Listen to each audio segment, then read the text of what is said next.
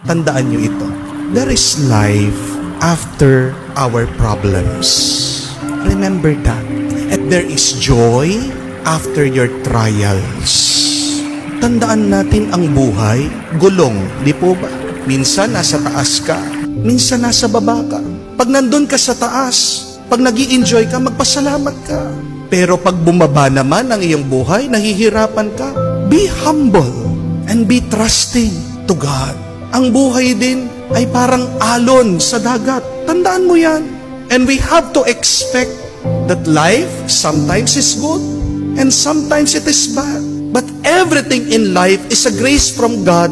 Embrace it. Yakapin mo. Pasalamatan mo. Daanan mo. Huwag kang mananatili dyan. Pero kung gusto mong maging masaya, palagi mong tandaan.